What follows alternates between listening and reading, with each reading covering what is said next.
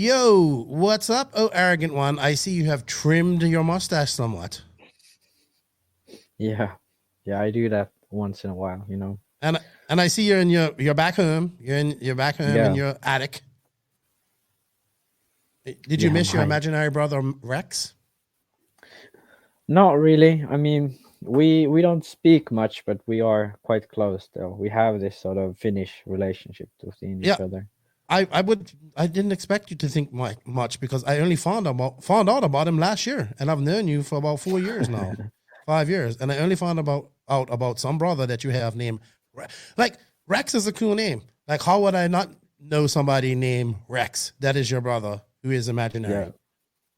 So anyway, you're back home. I'm back home. I'm a little tired. My voice is going. I'm probably getting sick. But you know what? There was a badass race this weekend. It was called SilverState. I went to it. I had fun. And you know what? We're going to talk about it this week on this week's podcast because there's nothing else going on. And it was fun. So you know what? We're going to talk about SilverState. But before that, we have to drop that intro.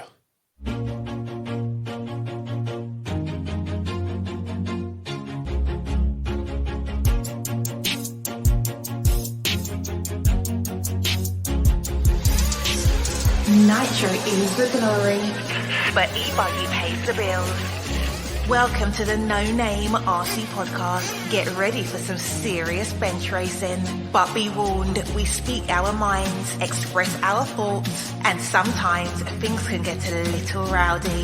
Hate, and he just was influenced by the hate coming from the left, the hate coming from the right. And let's get back to more club racing and less of this money-grabbing book racing. It's hard not to be arrogant when you're always right. You know? See what I mean? That's exactly why people call you arrogant, Max. You may not agree with everything we say, but it's definitely worth a listen. And our pick, can you stop whatever you're doing? Join your host, Lefty the Great, with co-hosts and guests as they get together to chat RC. Hey, after that race that I watched this morning, I have to talk about it.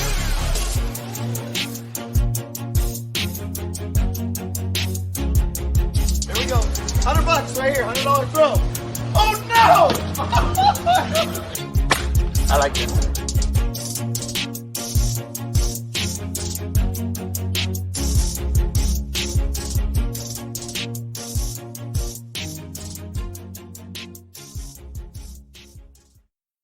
Yes, indeed. Nitro's the glory, but E-Buggy pays the bills. What's going on, everybody? Welcome to episode number 188 of the No Name RC podcast. I'm your host, Keena White, a.k.a. Lefty the Great, and joining me, as ever, is the arrogant one, who people either love him or love to hate him, but he is her in full NNRC uniform Reguero with a trim mustache. It's probably like 90 degrees there, and he's still got a hoodie on. What's up, Maximus? How you doing? I'm doing good. Been a bit sick, but I've been sort of getting better recently. Been just chilling, taking advantage of finally being on holiday. Yeah, you're off school. We'll talk about that real quick in our catch up. But before we go on any further, everybody, I just want to shout out and say thank you to all of the NNRC squad around the world and to everybody that I kind of met this weekend or over the race. I'm sorry if I don't remember your name or if I don't shout you out, but I met so many people and talked to so many people. It's just usual for me that I don't know. I don't remember everybody's name, but definitely good to see the love for the NNRC and what we're doing. A lot of people were asking about Joseph. They were asking about you, why you weren't there or why Ron Falk wasn't there. But very good to meet all of those people. Thank you guys for the continued support. Met a few people that have been the supporters for a long time. So it was good to see them, like Captain Carl. Good to meet him finally. Shout out to all the Colorado crew that came down. They showed me a lot of love as well. And just a lot of people, man. A lot of people. I don't even have all their names. I'll start doing. I like to do shout outs over the weeks after the races. So I remember who I'm shouting out to. But yeah, good stuff. Also, shout out to the patrons of the podcast. We can't do it without you guys. We're going to do I'm trying to get everything worked out. If you aren't in the Patreon, what is it called? Discord. We have the NNRC Discord, which is growing, by the way. It's almost at 450 members. But we also have a Patreon private channel. And I'm going to start doing some builds. And so I'm going to sit off her and build my Mayako, build something else that I have her. And I'll sit off and talk to the patrons while I do it. Like, they can watch me fumble. I don't know. People said they should build a car alive, but I don't think anybody wants to see me using my belly and sticking my tongue out as tools. So that's kind of how I build cars. I use my belly. My tongue's always out. I don't know why. That's how I do it. Anyway, Max, thank you to all the patrons. If you guys wish to be a patron, you can. The link for that is in the written description of the podcast. Thank you guys for all your support. You will get early release of next week's podcast. Also, we can't do this without the awesome companies that support us.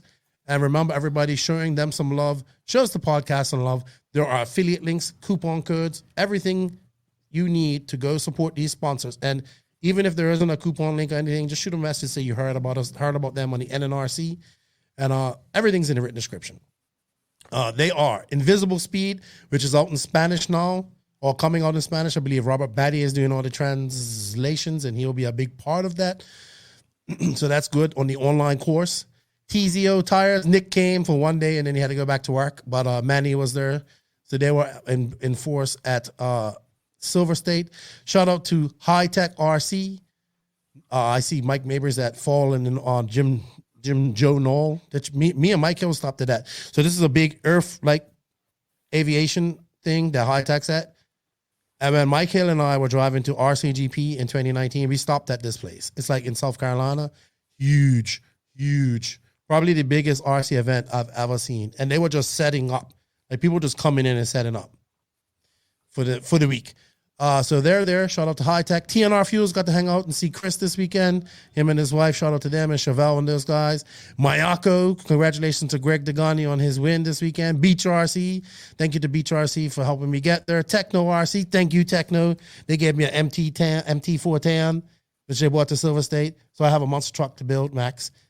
I'm so happy about that. My first real bashing car, you know. So if anybody has any suggestions on a KV motor to put in that 8-scale system, let me know. Body and tires, let me know. Thank you, Techno, for that.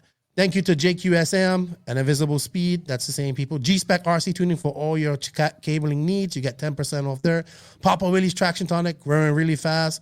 10% off of them to cure your traction problems. Racecraft USA. I have a tumbler, but I left it in the suitcase. Thank you to those guys. I got a nice cool Racecraft hat. Get pitted with the command module. Clinic RC. Got to hang out with Tony and Vicky again. RCGP. I think Max and I will be on their show next week. Next up for us is Italy. Shout out to RCGP. House of RC. The DR Race Shop. JTP RC. It was good to see Jared Tebow again. And I got to meet RC Kevin. And even though we was like less than 100 meters away, we barely even got to talk the whole weekend. That's how crazy things got at this race. Yeah. He was super busy. So remember, everybody, links for all of those awesome companies are in the written description of this podcast. If you are a company, look, and you think this is a great platform to advertise, hit us up. We got rates for everybody. All right, Max. So, yeah, I'm a little bit tired, good buddy. It was, I'm going to say this was the suckiest travel I've had in a while. And nothing went wrong. It was all right. It just sucked. Like, you know what I mean? Getting there sucked. I went on Spirit, but I had no choice. But exactly what happened was we got there. It's like, I've never seen lines so long and take so long to do. Like, we flew into Fort Lauderdale Airport, and there's got to be the most disorganized airport I've ever flown into. Even the Dominican airports are better. Imagine that. I think that tells a lot already. Dude, we flew in there, and I don't know, I posted that. Dude, so this is the first time I've flown into I usually fly into Miami or Charlotte, or, you know, was my first destination, or New York. So I flew into Fort Lauderdale once before. Dude, so in Miami, you go through immigration and customs, and then you go collect your bag and pass it on to your connecting flight. No, not her. You got to go get your shit, all right? Wait on the line. Dude, I'm looking at this line, and I said, people, I have a flight leaving in like 2 hours. It's no way I'm going to, yeah, you'll make it. I'm like, what? Dude, I literally just made it to my flight as they were boarding, and I'm sweating. You know what I mean? I had to walk outside. This is, you know, I'm walking. It's just I'm fat. I need to walk. So it's okay for me. Hey, I get to the, sit down, and this nice lady next to me sitting over for her husband sees that I'm sweating. I'm asking the stewardess for some napkins, and she gives me this little portable fan. She goes, just use it till you cool it on. So that was horrible. So, but anyway, we got there in time. We got everything on time. I got to SilverState, get into the casino and everything. I got in about 12:30 by the time I got there. Then I went downstairs, had a few drinks because I saw like Nick and Wally and all them guys. Nick from TZO. Went down there till about 1:30 and went to sleep. Now coming back, it was completely different. Red eye, flight didn't leave till 11:59 p.m. Monday. Hung out in the hotel all day Sunday. Hung out with Axel in the morning. We went somewhere. First time I left the hotel, we went somewhere to check out something. And then we just hung out. I ended up watching 2 movies in the hotel, like in the cinema. Then catching the 8:45 freaking shuttle to the airport. And I didn't get home till 4 o'clock the next day. I was so tired when I got home. Red eyes aren't too bad. I did go sleep. But fuck. That was some exhausting travel. It exhausted me this weekend. It exhausted me. Traveling, actually, traveling is the worst part of traveling because, like, I hate airports. Like, you have to always prepare the time. You're always still late for everything. So I know, and these airlines you have to buy everything. Like Spirit, they didn't even give you a cup of water for free. You know? Yeah. Fuck. Anyway, made it. Was there, had fun. We're going to talk about it. You're home. You're going to work in a hobby shop here soon? Yeah, at the end of the month, I'll be working there for a while, helping them out with the marketing and everything. All right, cool. So you're off from work, from school until when? Until end of the month. So I'll be trying to get some practice in. I've been a bit sick recently. But yeah, trying to get some practice in. Our national season will start soon. I mean, Euros and Worlds are coming up quite soon too. So yeah, you might want to get some practice in. You might want to practice. All right, Max. I think the only RC news that we have is that there was a 10 scale Euros warm up at Robin Hood Raceway in the UK. This I'm gonna really enjoy this 10 scale Euros, I think. I like this this Astro track. I enjoyed the last Euros that they had there, but in 2015. But I think it was like Astro and Dirt. This might be the same track. I don't know. It's all Astro now. I think it's a different track. They used to. Okay. I don't know if it's the same track, but they used to have 2 tracks: an Astro track and then a dirt track. Now they don't have the dirt track anymore. But I don't know if they've transferred that Astro track over that old dirt track, but. Yeah, this will be fully on Astro these Euros. Right, and it's not a flat. It's like Astro over a track. You know what I mean? Yeah, and so, that's how the tracks are always in like UK and even Germany. Most tracks are like this because in America it's mostly just flat ground and you lay Astro and build jumps on top of that. But in Europe, a lot of the Astro tracks sort of have a lot of elevation and off cambers and all that. So it's very bumpy. It's like super bumpy.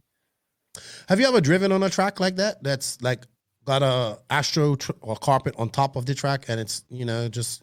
We had one track like that in Finland, but it was mostly on flat. It wasn't as sort of right. I remember that aggressive. Yeah. Well, this is super. It's got like bulls and all this type of stuff. I watched Aiden Burke of Extra Lap Podcast. He was there. Shout out to those guys. And he had some live video up. Do we know who won 2-wheel drive and 4-wheel drive? So Michael ended up winning both classes. So yeah, he pretty much dominated. I'm not quite sure. I saw like pretty much the top 5 were all UK people. So Neil and Tommy Hall and I believe there's another Hall as well. Yeah, so the Hall brothers. Yeah. So not well attended by other Euros. You think this is going to be? Yeah, I think. I mean, the Euros will be big as always, but I think just usually the Euros warm up for 10 scale hasn't been that big of a race. I mean, Jona and Pekko went there, and I believe some of the guys like there must be some people outside, but not a lot of people. Okay. Max is sleepy. He's yawning on us. All right. So Mikhail Orlowski, congratulations to him. Won it for Schumacher. When are these Euros? Maybe we'll find out that. They are at the beginning of July, I think. First week of July. So 1 week before like 8 scale Euros. All right. So also, I thought like even the Americans, but I thought like they were gonna calm down for a little bit, but no, they got a little break. A lot of these guys got like Tebow. I said he has 3 weekends of races in a row. He has 2 weeks or a week of him, and 3 weekends of races. And then even for Europeans, it's starting to pick up because I think it's e-buggy Euros at Hudi Arena next week, which is going to be awesome. Unfortunately, I don't think we're going to have any coverage. So I don't think there might be some sort of local people who do it, but I don't think there's any like. Yeah, that's going to suck. Coverage of it. So Ronafog's going, Joseph's going. And I'm probably Alex is probably going, I guess. I would assume. I'm sure Hampus is probably going. So should be good. But I hope they have some form of coverage. And we can see that. So the European season is starting to kick in because then it's going to be Euros, RCGP, World's warm-ups coming up. What else? Like, I'm sure there's some other races. We got RCGP in UK in August. So these guys got a full. That's one of the biggest questions I got asked at SilverState. Where's Joseph? Where's the Euros? And I just had to explain to people they had a big 6-day long race prior to the weekend prior to this. So budget and just being away from home for so long. And it's been 2 years since we haven't had consistent racing in Europe. So it's like, it's open again. So they gotta go. They gotta go do this. Yeah. All right. Yeah, and SilverState generally hasn't been that sort of race where Europeans come to. Like DNC is the obvious one. Well, they did the year I went. Yeah. Some do, but I mean there isn't Joseph has only done it when he's been Joseph has only done it when he's been in America already, and I don't think David has ever done SilverState, at least not that I remember. Maybe. Carl McBride's won this race. Elliot Boots has won this race. Yeah. So it does get attended. McBride did it like long time ago. Well, Elliot Boots, he was still in Boulder. Elliot Boots won it in the year I went. 2019. 2019, yeah. So there's been some European actually non-American winners rather. McBride is Australian. That year it was, I believe, Canas, Boots, and Barton were there, and Yao. But DNC has generally been the bigger Euro international race. But to be honest, if I'm an international driver, I would go to this race first. Yeah, I would too, but the track doesn't look as exciting as DNC. It doesn't look as exciting, but it is. Yeah. Trust me. Yeah. So we're going to talk all about that in a second. But you know what? I want to say thank you to these companies because they helped me get to this race. And we're going to go into our SilverState recap. And thank you for Danny Paz. A lot of people complimented me on this intro, but actually Danny Paz made it. So thank you to High Tech RC, TZO Tires, Beach RC, and Invisible Speed for helping me. And of course, the patrons of the NNRC for helping me go to SilverState.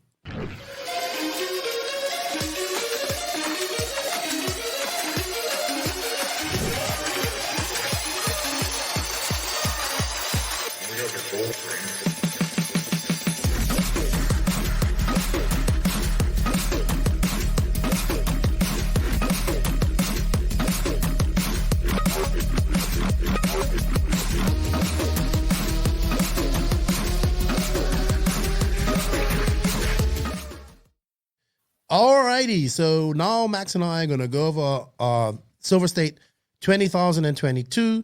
So a little bit of history before we go on any further about this race. The SilverState is another iconic race. It's been held at about 3 different spots so far that I know of, maybe 4. I believe the first one it was held at, they call it the Junkyard or something like that. And then it was held somewhere else, I believe. And I actually drove on that track. I practiced on that track. That's where I met Joseph the first time. This is where I first met Joseph. SilverState 2005, Max. He was running Hobao and Nova Rossi engines. And I remember being there with Paul Coleman, my boy Keeman. Linus Stern was there too. And a Chinese guy who was testing, I don't know his name. He was Ming Yang or something like that. He was really good back in the day. And all we guys there, and Joseph was there breaking in an engine. And I remember looking at Paul and saying, so this is JQ? Like, this guy has got all this mouth on the starting grid, but her is quiet as a mouse. Because he's just over there quiet, tuning his engine, like breaking it in and just looking lost. That was back in 2005. And we was at this, not the race was at Boulder, but we was practicing at another track that had the race prior. So, and also this race took place at the RC tracks in Las Vegas, where you went to race for the Worlds, Max. Yeah, that was like there. It's still there and it's unchanged after the Worlds. It just sucks. Like, it's still fucking drivable though. I guarantee you that. Yeah. It's No, I heard people have been driving there. Yes. Like, obviously that's a bit of illegal because other people own the facility. But like, people we have been walked there right in and there. drive. Yeah, it's dumb that it's like that. But I mean, it is what it is. It's unfortunate. So I think Joey took over this race in 2018. It's been at the South Point Casino and Spa since then. It's in a horse arena, so this is a purpose-built horse arena. It's got bleachers on both sides. It's actually got an outdoor arena. That's where the fifth scales were. And it's got another arena actually over that you can't see. It's a whole nother arena where you can have a whole nother, but there's no bleachers. You know what I mean? And there's no ventilation. So the year that I went, it really sucked. The dust and the smoke and all that stuff. Also, they had 2 tracks going. So I really like the idea. So where we were pitting used to be a track.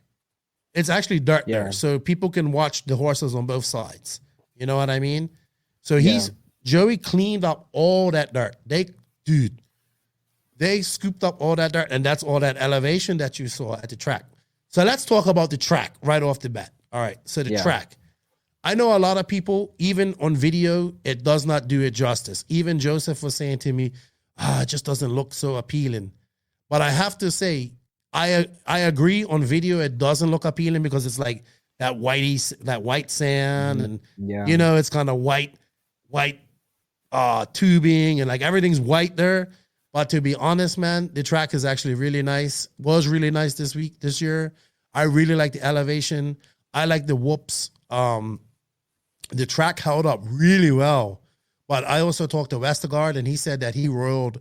And them guys fixed their tracks every night. And Westergaard was was pretty much the main guy doing that every night or every morning. And it's like, I just rolled those face jumps every night and clean. He goes, I wanted people to have a great race, you know, great track to run on. And they did a good job. It got rough, but it didn't get as DNC was more blown out. Yeah, so I think that was surprising because this race usually been like super blown out. But I mean, I guess Joseph was right when he said like it doesn't look very appealing because it's just like white against white and it's like so dusty and it's hard to see the cars. There's no contrast. But I mean, the layout itself and like how it looked, like the elevation, as you said, and like all the jumps and sections work really nice together. So I think this was like, in my opinion, like the favorite of the SilverState layouts. But it's the best one I've seen so far. This and then also the watering control, the dust. You know, it wasn't too okay. During the Nitro only days, it was pretty bad. It got bad, but mostly the dust because it's the best way I can describe this is like it's like powder. Like that's what it is. So also just so people know, like the sandbags. So they had sandbags tying the rope, the tubes on. They can't use any stakes here. They did use stakes to fresher, and they got caught. Like they checked and rechecked and everything. They got one stake was found in dirt, and so they were banned from using stakes because this is a horse arena. They don't want any type of metal that could injure horses. We're talking about probably $100,000 horses. You know what I mean, or more. Yeah. Those things aren't very cheap. So they have to have these sandbags. It makes it a little difficult because it's like your car doesn't – if you just touch them, your car is just going to – like it sucks your car in. You know what I mean? Yeah. So – and a lot of people having issues going under and all that stuff, but it's not really nothing that can be helped about that, you know? It's just kind of is what it is. You know, it would be great if they could paint the infield, but they can't do all of that. You know, they can't do that. They have to leave the sand and dirt as it is. So was good, man. And then the track grooved up, which I had never really seen that was happen weird. before. Like that was so weird. I don't I don't understand how that could happen because previous years it's been just a huge dust bowl. But this year there was actually a groove. So yeah, I guess that's down to them like rolling it a lot. Yeah, patting I it think down. so. Whatever Anthony was doing worked because it got hard. The jump faces were hard. Because I just remember the jump where Mayfield and Tasman got in an incident. And I just remember standing next to him, that's Scott and saying, fuck, the jump faces held up. Because I rode that thing a million times last night. Like, you know what I mean? And he did that every night. So kudos to the dirt crew and all that guys who did that. It was a lot of work. Yeah. And then like pitting on the other side really does stop a lot of the noise, stop a lot of the dirt. Like we was pitting with the first year we was pitting right by where they're staging. So that sucked. And nobody was pitting there this year. Thank God. Like, you know, you ain't allowed there. So like where you enter, where all the, where they were taking all the pictures and like the entrance, that's where everyone was pitting the year I went. So much better. They watered a lot. The dust was under control. The fumes, the dust is under control. I mean, it wasn't, perfect, but it was still dusty. But it's only so much you can do. We're talking about dust that's fine, and whatever. That part of it was fine. The pitting was great. I will say this. I do enjoy having, Joseph will complain and say that there wasn't pit table. There was just plenty of pit tables. There was plenty of chairs. There was a wash place for your tires. There was a compressor, all that stuff for your tires. Plus, people had it because some people were able to bring their trailers in. Like some of the hobby shops had their trailers. Like Clinic had theirs. HRCR, I believe HCRC, which I met. Nice gentleman. Him and his family, very nice people. They were selling. Cody Thompson was selling stuff. Scotty Brewer. So it was a lot of vendors there this year, more than what I saw at DNC, surprisingly. Nobody pitting outside. Now, the year I went, there was people pitting outside. This year, it was just a few fifth scale guys. I mean, was it now like super dusty? Like, were the pit tables like dusty now? Because before it was like you couldn't even pit inside. It was it wasn't that bad. I mean, it did get dusty during the Nitro day. Yeah. But that was also the smoke. But it was, obviously you would get dust, but not like you leave. Like I remember leaving my phone on and then 10 seconds later, it'd be like, dust. No, it wasn't that bad. Yeah. So it wasn't that bad. But you are coughing up dust monies and stuff. I've been coughing up dust and stuff since I got home, but I'm getting better. I'm actually surprised that I'm not really, really sick because a lot of people did get sick. Now, a lot of people probably got COVID, but also I think they got like nitro dust allergy sick. You know what I mean? Yeah. So I'm surprised I'm not really that bad. I mean, my voice and my throat's a little scratchy now, but that's about it. Yeah. And just convenience. I can't reiterate how convenient this race is. Like, it felt so good to be able to just, I don't have to be there at 7 o'clock in the morning or 8 o'clock in the morning and be there all day. You know what I mean? I would get up mornings, do my work in the mornings, go down to, leave, finish my work up about 9:30, get a shower, go to Starbucks, get a venti cappuccino. You see all the J Concepts people there getting that stuff, and everybody was just kind of laxy. Like, we'll be there when we be there. That's also positive and negatives because then like not everybody's at the track all the time. Like people off doing other things, which is great. You got to do other things. You're in Vegas. Mm-hmm. But at like DNC, you're always at the track, stuff like that. I do miss that part. I do miss the tents and stuff. I do like the tents. Yeah. And that way of doing things, I know we can't like have tents in here. Unfortunately, it would be great. I think it'll be better. It'll also help with the dust a little bit. So, but with not having tents and all that, everybody's open. So you see more interaction between people. You know what I mean? Oh, you're going over to this table. Because everybody's so close. You're going over to this table, you're going to this table, talking to them, because not everybody's kind of locked off on their compounds. So, man, but just convenient. Had a bar there, I hit the bar on Friday with people we was drinking in the afternoon. It was good. Had like tacos and, we can buy food there, and you wanted fresher, you just went outside, went up to your room. But it's so convenient. No car, I didn't need a car, Ubered there. Everything's in the hotel. I'm not a gambler, so it didn't faze me, convenient race. If you're an international racer, this race should be in this. Like Max said, I know maybe the track and all that stuff doesn't look appealing to you on video, but it's different in person. Yeah, and the thing why I would like to go to this race is the fact that it's in like Vegas. It's much easier than somewhere in California. So yeah, that would be much nicer. I just wish they had a little bit better dirt, like because it is quite dusty still and all of that. But yeah, it's nothing they can do. They can't bring dirt in. They can't. It's just it is what it is. It is what it is. But they have learned a lot. Each year they're doing things better. Yeah. So that's good. Anything else you want to add about the track before that? Oh, go ahead. Yeah, track. I mean, the positives are that it's been getting better every year, and the track was really, really nice. Like previous years, the layout has been pretty dull, and then a lot of the jump phases were so broken up that like people were singling jumps. So now this year, none of that happened, which is great. So yeah, positives on the side of the track. Okay. Yeah, I enjoyed it. For those I'll talk about fifth scale. I'm got a whole little 10 minutes for fifth scale later, because I'm geeking out on that. Let's get right into it. So Wednesday I get there. It's always good to see everybody that you haven't seen. Now that I've been good, this is my third race this year, DNC. Then the funny thing is I saw a lot of people at RCGP were at this race. Like the fast guys like David Olsen's, obviously the Bardons, Cole Castens. It was a few people from Decade Burnett, like the Southeast that made the trip there that were racing at RCGP. And they did pretty well too. I'll talk about those kids in a little bit because they're pretty impressive.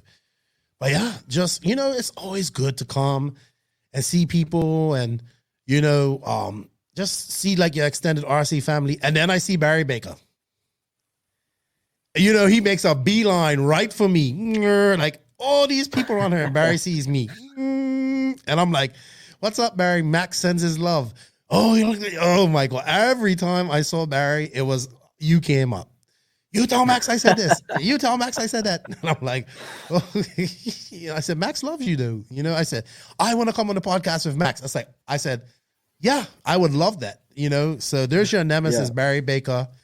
I got another story about that. Maybe we'll talk about 40 plus. That was funny too. All right, let's get into the racing. But before that, it was just great to see everybody. I really enjoyed that part of RC, and I'm looking forward to going to Italy and meeting different people from Europe and all that type of stuff.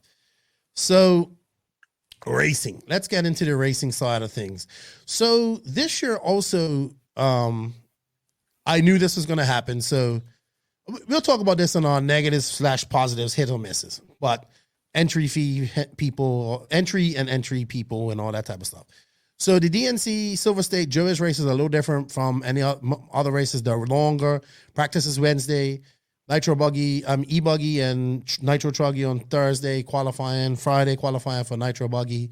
And the same Saturday, Nitro E-Buggy mains, and Nitro Buggy mains and E-Truggy mains on Sunday. This year, Joey did something different, or Jimmy did something different. So they followed suit that PMB or Race Time does, and they actually had the A mains for the pros earlier in the day, even though it was still kind of late, you know what I mean, for Europe and for East Coast. But with that many entries and that many people, they got them done, which I liked because it sucked wait until the end of the day to watch it, so even though I stayed there all day on Sunday. But yeah, so they had people were upset because there were so many entries. There were 1,000 plus entries, 400 was 1,030 entries, and there were 403 people. So, they were, their goal was to beat PNB, and they did. And then they didn't even include the entries from the fifth scale track, right? So they did beat PNB in entries, but they didn't beat PNB in number of people. Probably by the time they included the fifth scale track, yes. But they also have longer time to get this race in. While people were upset because I think their practice time got knocked from 7 minutes to 4 minutes, I think it was, or 6 minutes, I think practice is supposed to be. Yeah. And you don't get much practice at this track. So that was one upset. I think everybody was generally upset about that. But I think at the end of the day, everybody was still happy to be out of there at 11 on Friday night, on Wednesday night. Yeah, and the fact is that when you go to race like this, you can't have that attitude that I need this much track time and I need this and this and this. Like, that's not what these events are for. Right. Yeah, you get equal. You get as much if you pay for classes, but nobody, it's no standing in lines waiting for practice and all that type of stuff. You have heats and all that. You go in your heats. All right. Let's go over anything you wanted to talk about qualifying real quick. So qualifying, let's look at that.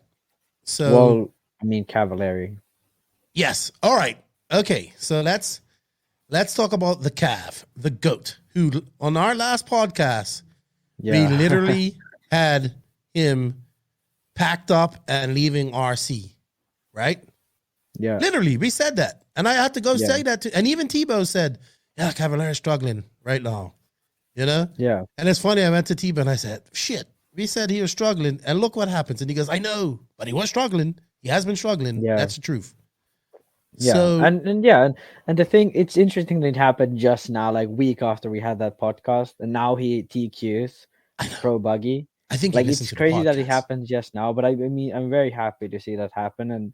And yeah, clearly he's trying to sort of fix, like he knows he's struggling and he's trying to change things, and it's working at least in the qualifiers. So I was so happy to see him being TQ. Yeah.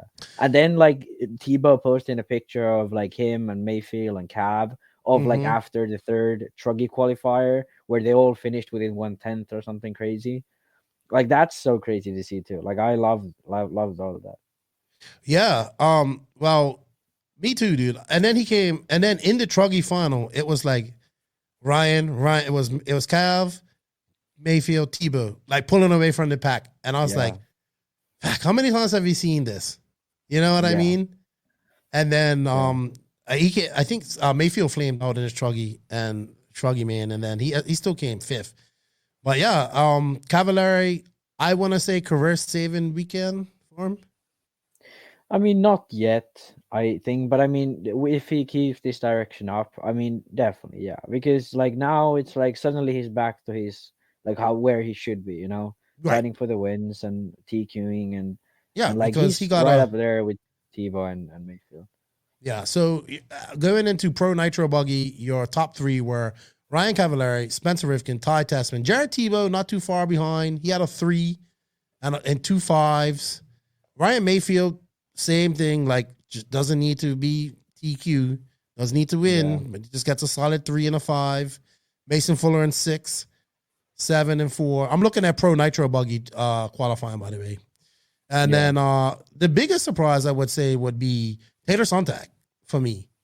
Yeah, and not only the fact that he made the main straight out, but the fact that he ended up finishing 6th. Like he usually when like a young driver makes the big main, like especially like because Taylor hasn't made like mains this big, especially on the East Coast. The West Coast. Like he's made some mains in the East Coast, but never in the West Coast, I think. And when he makes a big main like this, oftentimes you just like end up overdriving or not focusing enough, and you end up breaking or finishing last. But he actually had a really, really good main and ended up finishing 6th. So to me, that's super impressive. Yeah. Let me see who else in Nitro Buggy. Dakota Fenn, kind of a like lackluster. He did have a 0, and then that win saved his ass because he had a 15 and a 32 after that. Yeah. Yeah, but I mean, I don't want to be too negative, but this is just the fan we sort of have at the moment. Like he's exactly like this. He can TQ and then be wherever. And that's exactly how his car is set up. I mean, Cavalieri is, as a driver, much more consistent, so he won't be having this, like sort of 0 and then 15. And I bet like Fenn had some issues as well. It wasn't just, like he was crashing or something. But in Truggy, well, I'll talk about that. Truggy, I know what happened. Yeah, but I mean, yeah. Fend but again, this isn't Fend's race, you know. Well, he was up there for a minute. People that didn't do well in Nitro Buggy qualifying: Ryan Lutz, 17th; Tyler Jones, 19th; CJ Jellin, 23rd; Jared Wiggins too, kind of having not a great year so far. Stephen Harris and Brandon Rose will not be happy about being in 27th and 28th. Mind you, though, I know that I don't know what happened with Steve, but I know Brandon had some failure, some mechanical issues. Yeah. Brandon's been looking really good this year. Mostly in hard grip, so I guess he's like practicing at Thornhill and all that. He's been looking, especially when the track gets hard grip, he's looking super fast. Well, he was fast all week, and then he was leading his C main, because he's in the C main, in a comfortable bump position way ahead of everybody, and then he had a nut on the Ackerman plate come out and end his day. So unfortunate for him. All right. So how do we want to do this? Do we want to just go over the races real quick? Let's go over Nitro Truggy real quick. Yeah. Probably the best race that I watched this weekend because it was very close. You know what I mean? So, and it's even down to the last lap. Like Mayfield was just a few meters behind before closing the line. Well, what happened with Mayfield and what happened with a few of the Truggies was something in the ambient temperature changed and guys were having flame out issues, it looked like. So even Mayfield, who hasn't had a flame out in a long time, he flamed out and he came back and finished 5th. Yeah, that's because he's Mayfield and that's what Mayfield does. Yeah. Simple as that. But had he had that, he would have had no issue being up there in the top main. But Jared Tebow Ryan Cavallari, and Fend was there too, right? So Fend was in 4th and was in 1st. And you know what happened to him? I saw it on the lap before. He would come around off those whoops and his car wouldn't turn and was just going straight. And I was like, man, this is having some radio issues. So then it figured it out and then it went again. He did another lap and he came around to that same exact spot. And that's when it went. And then it just pulled it off. And he said his receiver went in Truggy. Yeah. Yeah. So he was fast. Well, that's just bad luck. Yeah, but I mean, like the thing with Fend is like you can always say he was fast. Like if he DNFs, if he crashes too much, if anything happens to him, he's always fast. Like, but that's the thing about him. You can never be like, oh, Fend was having an off weekend. Well, he doesn't really have off weekends if you just look at his speed. But if you look at his results, that's the only sort of judge you have of him. Right. So he's really hard to judge in that sense. So in this sense, we can't even blame him. It was a mechanical failure, electrical issues. Oh, for sure. That was done. It was done. You know, and then that left Cavallari and Tebow to battle. And I have to say, man, Tebow's truck looked money. Like it looked great. Cav's truck looked okay, looked good too, but not like Tebow's truck. You know what I mean? And he went out there on like, I want to say long wear impacts, I think. Or I can't remember exactly the compound he went out on, but his tires look brand new. His car looked great out there. He drove a great race. Tebow, and I was Tebow looked great, like on Truggy and Buggy both. He looked very comfortable. And Truggy, he made it happen. Right. Yeah, he did. I mean, they literally like it was Cavallari kind of settled for a second, I think, at that point, because he wasn't first. And they battled it out. But I think I just think he said, all right, I'll take second. And I'll be happy with that. You know what I mean? That's worth it. Ty Tessman and Spencer Heckert had a great battle for 3rd and 4th. I have to give Ty some credit. He had a great weekend. Not the weekend that he probably wanted, because he would want to win. But Ty is definitely putting some of the strong. He was getting 9-minute pits this weekend too in Buggy, by the way. Yeah. So he was the other guy that was getting 9 minutes. So he was pretty happy about 3rd place in that. And I guess Spencer Heckert will be good with 4th, I would say. Oh, 100%. I think that's a good run for him. I mean, especially taking the fact that he did pretty well in Buggy too. Like he made straight into the main, I believe, if I'm not wrong. And usually Truggy has been his strong class. So, but yeah, now finishing high up in both, that's great for him. Yeah, Ryan Mayfield, like I said, Ryan Mayfield in 5th, but he did have a flame out. Spencer Rivkin, let's see what happened to him. Did he have issues or was he just off? He looked good all weekend and then like just had issues in the main. He wasn't happy in E-Truggy too. Aiden Horner would be happy with making the main and Truggy and finishing 7th. Tanner Danny 8th. Tyler Jones 9th, qualified 6th. I hate to say this about Tyler Jones because I like him, but I'm still waiting for him to set the world on fire. Yeah, he's been, in my books, like quite underwhelming this year. Because like last year, you remember he qualified, I believe, 2nd at DNC in Pro Nitro Buggy. And in Truggy, he broke like in the very first like lap. And like he had those points where he was way up there. But then, like, something always happened, like bad luck or just a bad start or whatever. But this year, I haven't really seen him even being up there, so it's been quite underwhelming. Yeah, I think he also flamed out in this race too. So he was having flame out issues. I think Seth flamed out. Ryan Lutz had flame out issues, and he told us that. Like, you know what I mean? Mason Fuller wouldn't be too happy with his finish. What did he have? He had a flame out too, or a mechanical on lap 54. So that put him back. But I mean, it's Truggy, but it's the first big main of that race. So I guess people, they want to do well. Well, congratulations to Jared Tebow. Great win for him. Great win for Techno. He did well, man. And that pumps you up. You know what I mean? He was pumped after that. He was super happy. Graham was happy because I think this is Graham's first win maybe with Tebow. But yeah, good stuff, Tebow. I was like, all right, because he won Truggy last year, right? This is the exact same thing that happened last year, except that he won Truggy last year. So I was like, can we now get Nitro Buggy? So yeah, congratulations to him. Congratulations to Spencer. And it was a good Nitro. It was the best race, 45 minutes on the main. It wasn't a runaway. It was a close race, all race, and the same two guys put on a show that we've gotten used to seeing from. So kudos to those guys. All right, so E-Buggy was next. I did not stay for this. I decided to go up to the room and actually do some work that night. So I was very happy that I did because I've got a lot done, and I just watched this. I was roommating with my buddy Les Crenshaw, so we just watched this on the TV.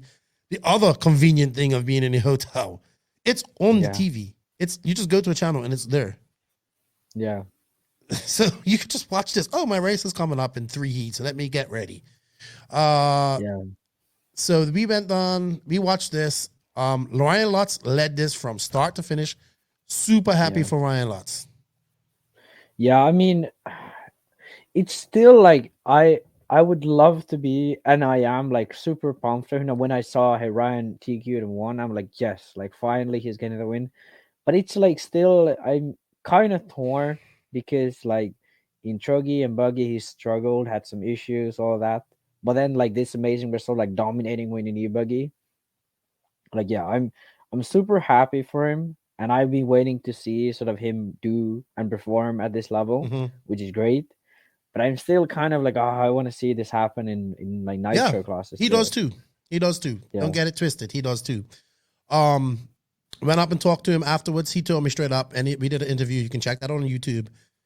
He said, yeah, we're testing a prototype engine, 5-port engine this week, and it's just giving us issues. And he's like, I thought it was good enough to come to the race, and I was wrong. So that was the issue. But his E-Buggy was pretty interesting. He also talked about that. He had a new lighter motor from, I guess it's new, from Tekin. He used 2 small shorties on either side. And he says, this is my E-Buggy light version because it was lightweight. That was the sort of thing to get as light as possible. It looked damn good. Yeah. Yeah, and I think the Kyosho setup of the E-Buggy where the batteries are on the side really calms the car down and super low center of gravity too. That helps him a lot, especially now that the track is bumpy and he wasn't too, like, it was quite high speed still. Wasn't like that low speed. So yeah, that's good for lots. But yeah, I'm just super happy to see him perform. And the fact that he's driving Kyosho, like, because you don't see that anymore. Like it's him and Savoya. Those are, I mean, Joao sometimes. Yeah. But But at the then, Kyosho like, Masters this past weekend too, I forgot to talk about that. But they had that in France. Yeah. But yeah, just see Lutz winning. That's a big deal for me. I like that. And seeing him like wins because this isn't like he hasn't won a big race like this in a while. Mm-hmm. Like no, he hasn't. Like with Agama, last big race I remember him winning was like DXR. That's already like almost 3 years ago. Right. In second, so congratulations to Ryan Lutz. Always glad to see him win. In second was Ryan Mayfield and Ty Tasman. And Ryan took the lead on this controversial pass, which we're going to play. Bear with us, people. It might be a bit laggy. So this is, they got 41 seconds left. And this is Mayfield up front and Ty Tasman in the back. Tasman gets him in the whoops right there. Yeah. Gets a little squirrely and then knocks him. Now, let's see that again.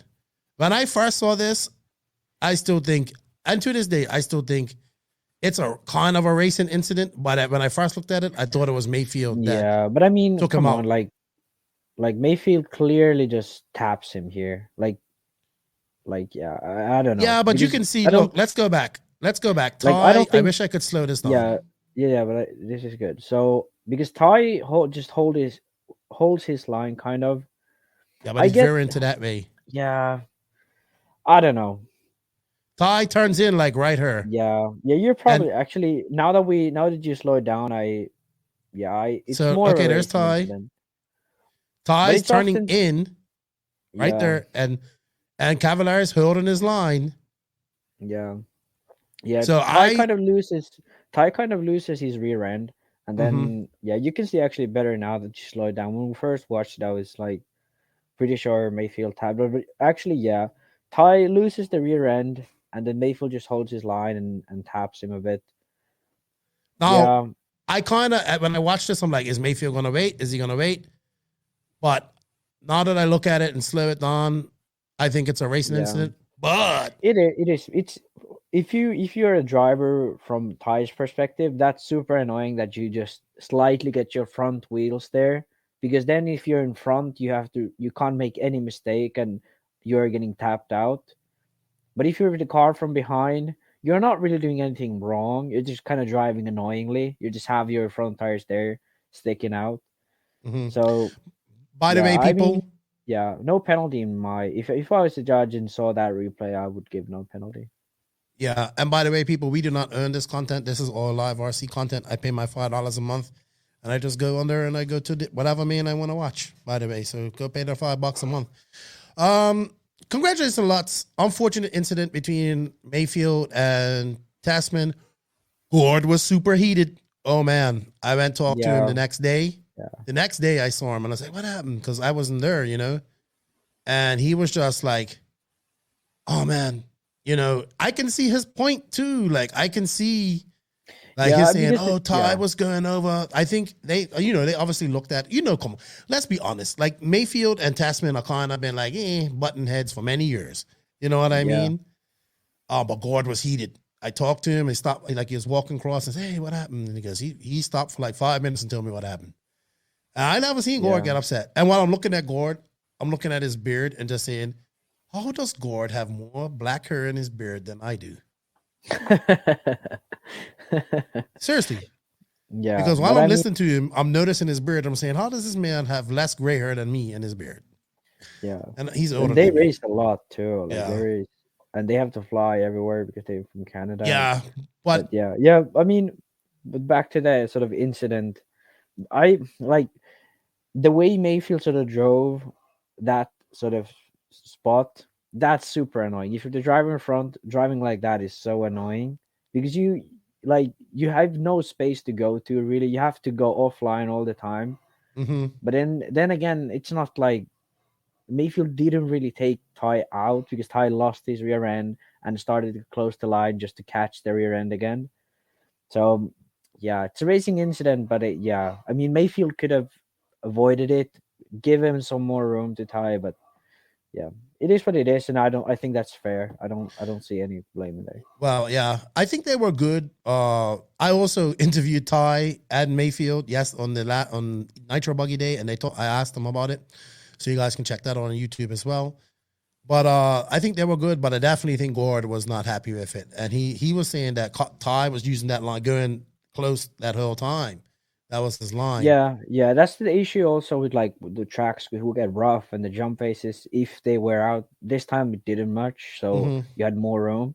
But if like the lines are very narrow, it's hard to race against other cars because you have to like hit your perfect line where there's no bumps. Yeah. So racing against other cars becomes much harder. Yeah, Gord said he didn't even like Mayfield came over to talk to him right afterwards, and he didn't even want to talk to him. That's how heated they were. So that's good though, because I mean, you know, Gordon and Mayfield have bumped heads before, you know? Yeah. So it's all good. But I love that fiery stuff. Let's see, quick results real quick. Ty Tessman third. Mason Fuller, good fourth for him. Yeah. Mason probably should have, probably could have finished second, you know? If he had pushed the issue. But interestingly, like the best class for Mason this year has been Nitro Buggy, which is like the best way like to have like your best class. Right, because he actually has a win in Mason in Pro E-Buggy from last year. Yeah, last year he did pretty well in E-Buggy, but Nitro Buggy was sort of here and there. But this year it's been like podiums after podiums pretty much in Nitro Buggy. And he other classes he's been there, no doubt. But like Nitro Buggy has been his like spotlight class pretty much. Yeah. Fend in fifth. Jared Tebow in sixth. Not probably what I was expecting out of Tebow, out of Teebs. He was looking good in qualifying. Spencer Heckert from 15th and bumping up to 7th. That's good. Yeah. I guess. And who else? Rivkin, like I said, looked fast all week and then has not done so good. Yeah. Little bump, making the main, finishing 12th. Both sort of electric classes he did quite well. With winning the E-Truggy. Yes. Yeah. He I know he has time, but we want to see him do well in Nitro. You know what I mean? Yeah. I think it's in C main for Nitro. Still 11 years old. He has time. But Cole Ogden was in her. He finished 12th. Kyle Turner from NorCal. I got to give it to him. Bumped up from the B main. NorCal racer, really good, drives X-Ray. Good to see him up there. But Jackson Bronson 11th. So yeah. Not so good not as good as the Nitro, you know, Lutz running around. It was a pretty good race for second and third, but Lutz, just super pumped for Lutz. Good job. E-Buggy paying the bills for him.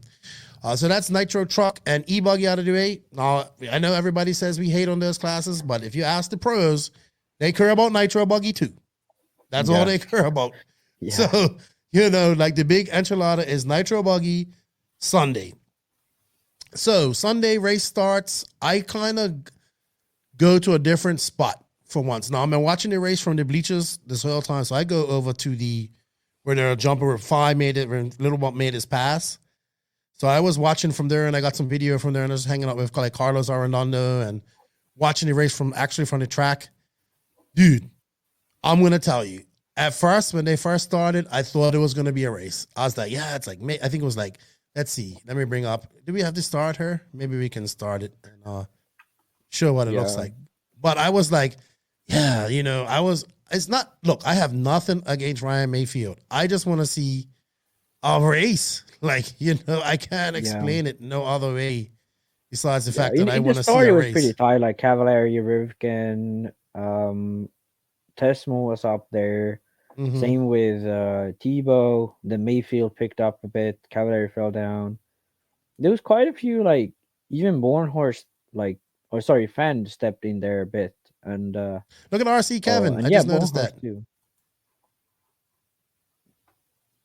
See, the difference was, so just for people to know, you can sit on one side of the stadium, like one side of the bleachers. If you sat on this side, you can only really see this side of the track. If you sat on this side, you can only really see this. I was standing right here, and I was able to see both sides. Yeah. So this is the start of the Pro Nitro Buggy main. I guess that, we had a mistake there. That's Fend out front. Is it? Or Cavallari. Cavallari. When did he flame out? Let's see. He was quite deep into the race. I think he was in 5th or something. When Really? He out. Yeah. Wow. All right. So started the race. Cavallari is out to first. How long did he hold on to first for? Let's see. He held on for it for 3 laps, and then he fell back to 5th. Then it looks like he had his flame out on, I don't know. Let's see. I don't know if he had a flame out, but I mean, he fell from 5th to 11th. So I I'm don't really pretty see sure a flame out here unless he. Okay, there we go. He flamed on lap 61, but he was in 15th. I mean, he had some 5th. issues. Yeah, he had some issues here where he was like, he dropped from 6th to 11th, then climbed back up to 5th, and then again dropped down to 13th. So I mean, Cavallari didn't have a good main. No, but I mean, and then it's still better than not being in a main, to be honest. And yes, the fact that's that true too. DQ'd is good. That's true too. At first I thought Ty had something for Mayfield. I did, but then I'll tell you when I knew Mayfield was in his end. So up there where Phi made his jump, I was standing right here. In fact, you probably can see me up here. Maybe I'm not there yet. Let me see. Maybe I watched the start, then went up there. I can't remember. Bego, he was doing a great job. Okay, I'm not up there yet. I'm probably walking my fat ass up there. Oh, there's nobody up there. Oh, he got stuck on one of those sandbags, Cavallari. Ooh, that was a hard section. That's probably why Tasman was trying to go to the left of that. So they wouldn't end up in those sandbags. So right up in that spot where Phi was jumping, the guys were jumping and sending it up there. And there was a hole right there where everybody was landing. Like you can't see it, but like right where Bego is kind of standing near the inside. It was about 1.5 feet off the pipe. Like right there. Yeah. There'd be a hole. Dude, it was a crater. I knew Mayfield was going to win this because I watched him be able to jump his car and put it 1.5 feet in between that space between the crater and the freaking pipe. And this is from the farthest part away of the track you can be. This isn't like, and I just watched him and I just watched his car stay in that line and it didn't even look like Mayfield was driving hard. Yeah.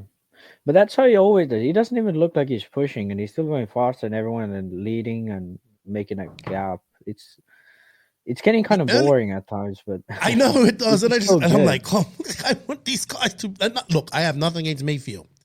I just want to see more tighter racing. I thought Fenn was going to do it at first, but then I just saw him like blowing out big time. It's funny because the TLR cars look great during qualifying. But then it came to the mains and it just was something was off. Yeah. Something. He was. Yeah. Hard to say what it is, but I mean, just struggling. They have the speed, but they just can't sort of drive like Mayfield, just calm and keep their laps together. Right. They have to push the car. That's what it seemed like to me. Like Fenn was really pushing hard and just made more mistakes. Yeah. And I don't know. Did he retire? He's actually looking pretty good here. I'm telling you, dude, Rivkin was fast all week.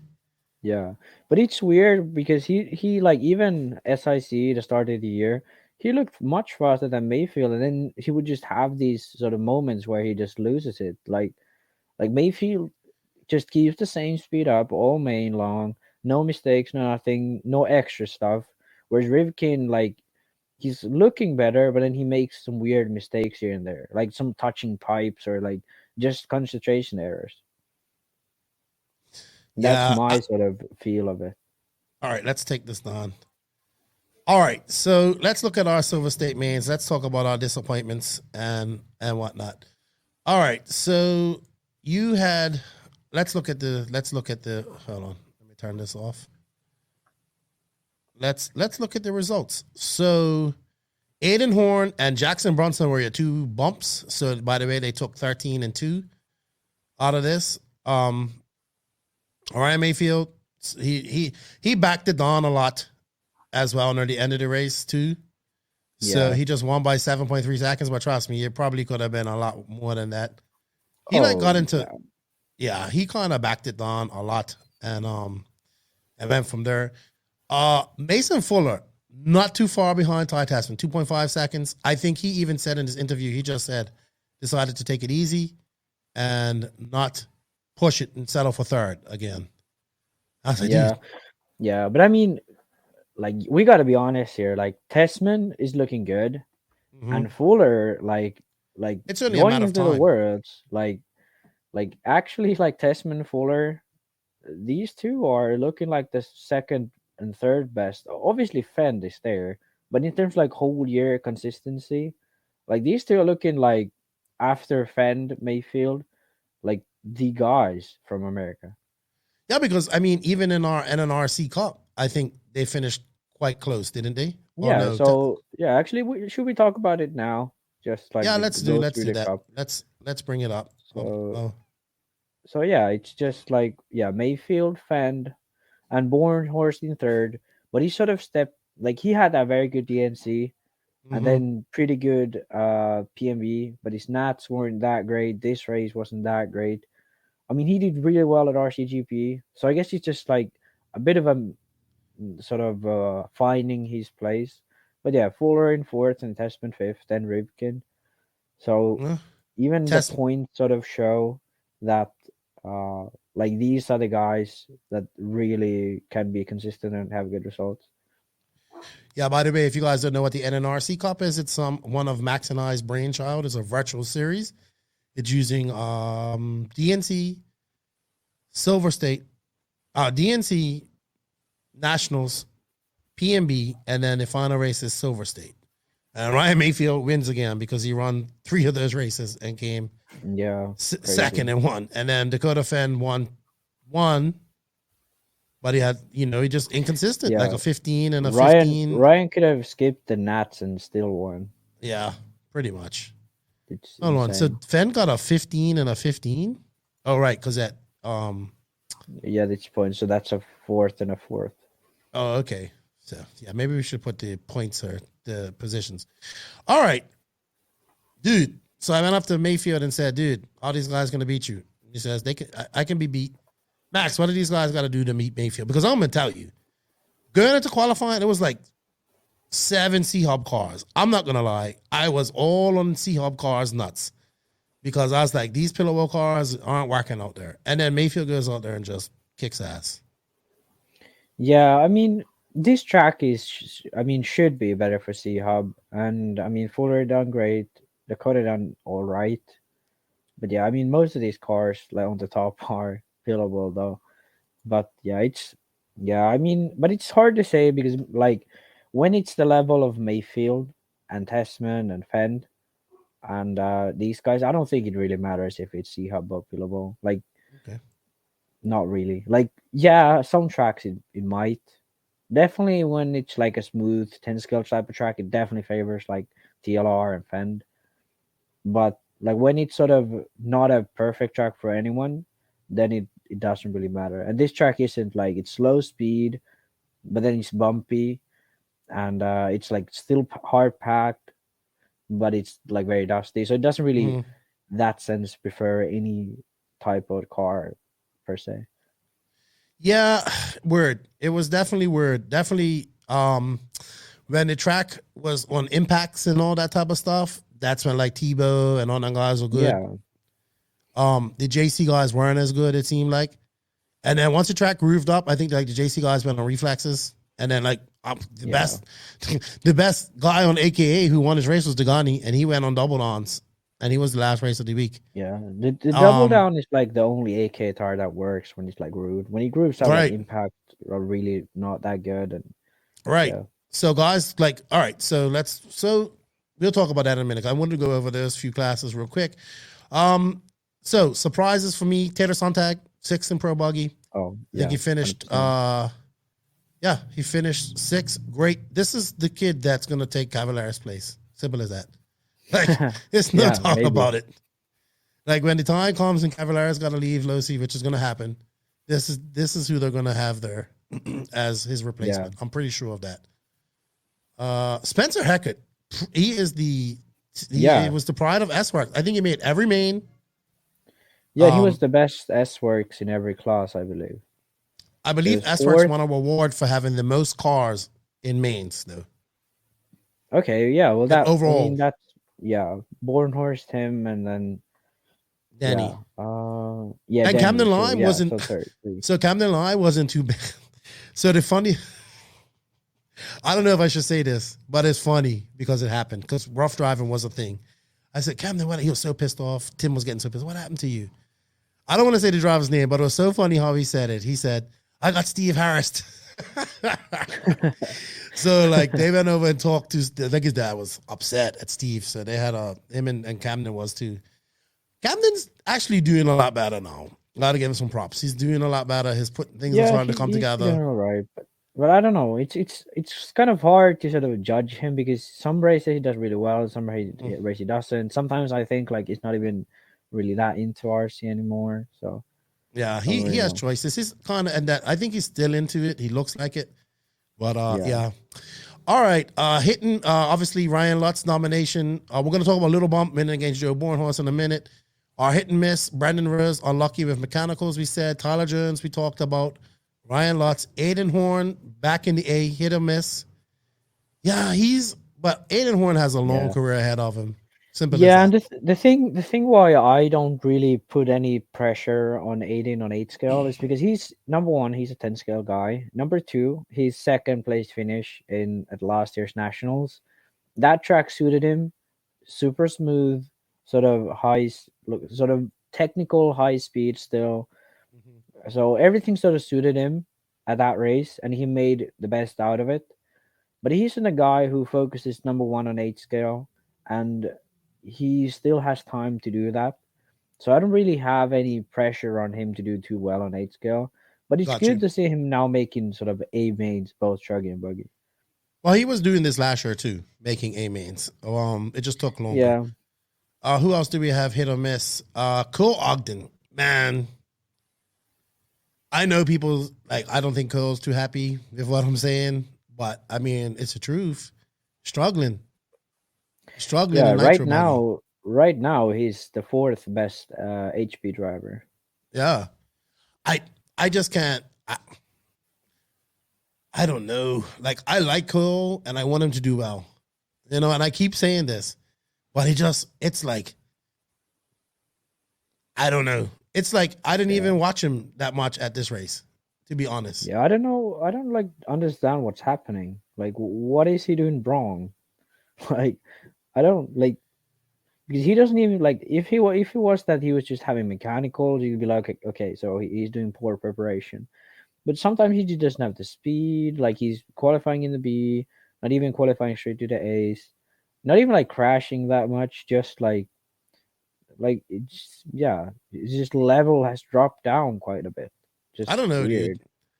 I have no freaking idea. Because last year's Nats, we were like, okay, this is gonna be the guy who can maybe beat Mayfield one day, and now he's we're like, okay, maybe he can make it back to the A's one day. So it's that's a big leap downwards. Really crazy. It's crazy, man. I don't understand it, to be honest. I don't understand it. I hope he gets it together, though. I mean, because he, when he's on it, he has his potential and he has his speed. Yeah, that's the thing. So, when he's on it, he has lots of potential and his speed. I don't know. Let us know what you guys think. Hit or misses of SilverState, if you agree with us or not. Let us know in the comments. I wanted to go on a few things. Do we want to talk about freaking Little Bump's awesome pass? Yeah. Because I actually just uploaded it. So congratulations to Little Bump, man. This kid is awesome. He's gonna be a pro driver at some point in his life. Dagani says 10 years time he'll be killing everybody here. I say 5 years time, but I think Dagani's real life thing I give him 17, 18. Around the age of Mason Fuller is when he'll really be a killer. He's not. He's not just fat. He's gonna be a killer. Yeah, I mean, David Ronnefolk won his first Euros at I think 15 or 18, somewhere in there. So that's sort of the gap where I'd expect Fee to be. You think Fee can do it in 5 years? He's 11 now. Yeah, I think so. I think so. Why not? I mean, he's already racing against these guys, and it's not like he's like just barely made it and is able to race against these guys who was having a bad weekend. No, he's like Bornhorst wasn't having like a bad weekend or anything, and he was like properly racing him, and he just straight up beat him. So yeah. All right, so here's the Immaculate Pass. That's what we're gonna call it, because it was. So let me tell you about this. I don't know why, but I watched this race from the start to the finish. So this race had a lot of things. So first, freaking, I'll talk about that. But I was on pins and needles watching this race the whole time. Like, I was rooting for Little Bump so bad. And I'm like, I should get my camera out. I'm like, no, if I get my camera, I'm going to miss something. Because, you know, you're videoing the camera, you don't see what's actually happening. Yeah. In live real time. And I watched him every time he got closer to this jump. I was like, he's going to send it over that and beat Bornhorst. Watch. So he was just pressuring him like, all right, Bornhorst, send it. Woohoo. Dude, when he did that, the whole freaking crowd jumped up and screamed. I literally flung my phone out of my hand. I was so excited. My fat ass jumped up, belly going all over the place. You know what I mean? So a lot of people, let's see that again because it's so awesome. Now, yeah, a lot of people thought that Joe was mad and trying to do stuff to Fee at first. And I thought so too. Like I said, wow, but Bornhorst really wanted to win that. But when I saw the smile and laughter coming off Bornhorst's face after that, I knew there was no malicious or nefarious intentions with that. I think he just kind of got behind Fee right there and bumped him and actually helped Fee. And then, dude, like Scotty was so out of breath, he came running up there. Where's Fee? That was the best. You know, Scotty was excited. Like, and I was just up there super excited about this. But I wanted to show something here. I don't know if we should see it, but Rivkin got blasted in the beginning of this race. Like, he did? Blasted. We need to show this. Does it happen here? Because I think it's in first. Fi's in first. So now he's dropped back already. All right, so let's go back to the start. Go back. Yeah, so now Rivkin's in first. There it is. Let me see if you can see it.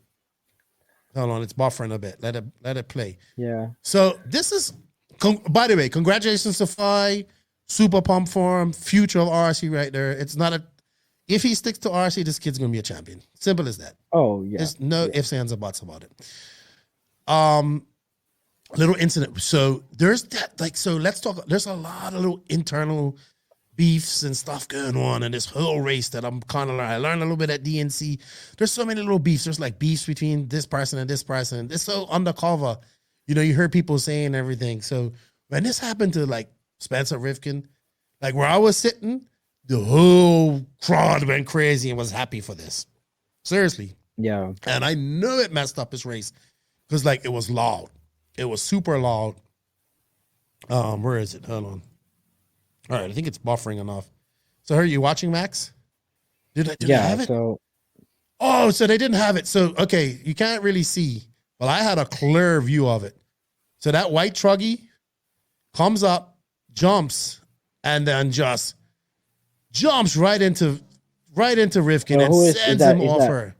Is that Jackson Brunson? No, it was Joey Bourdon. Oh, Bourdon was second? Yeah, because he was in this main. And he was actually really sick. And I talked to his dad. His dad's like, that's not how he drives. I was like, that's all right, man. It was an accident. But I don't think Bourdon waited. He's like, I'm not waiting. And I think this pissed off Rivkin. And like when that happened, dude, like where I was, everybody went, whoa, like crazy, like excited. And I was just like, oh shit. Yeah.